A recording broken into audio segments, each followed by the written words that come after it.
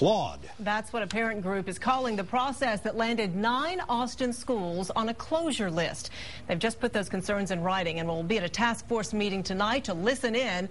KXAN's Erin Cargile is live in Hyde Park at the Baker Center. She has more on those concerns for us. Erin? Good evening, Leslie and Robert. The task force meeting just started, and members tell me they will be addressing issues brought forward by the Barton Hills Elementary Parent Group, a group that is highly organized and calls the data the task force has been using inaccurate and manipulated.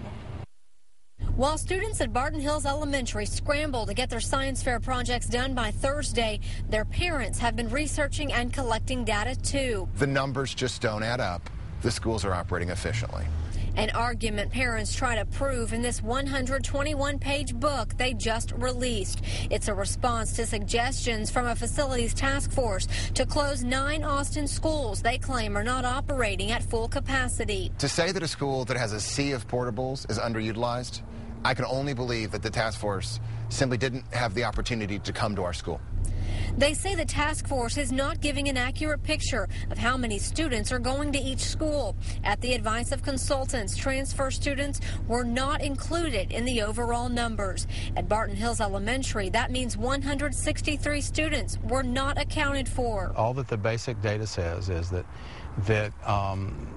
the neighborhood around that school is not sending enough students to that school to fill that school up.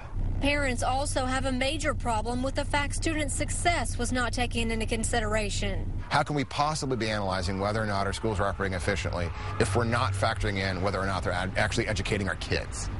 6 of the 8 elementary campuses up for closure have earned exemplary ratings by the state.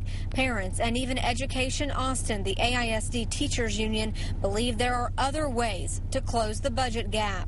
Why are the kids getting cut first before we're looking at reducing administrative overhead, maybe selling the AISD headquarters building downtown? Now, in the last hour, the district responded to our information request on how many transfer students are enrolled on these 9 campuses and were not counted. Turns out all 256 students at Pease Elementary are transfers. At Zilker Elementary, 184. That's nearly half the school not counted. Now, the task force meeting here tonight should last until 9 o'clock. We're live in Central Austin. Erin Cargile, KXAN Austin News.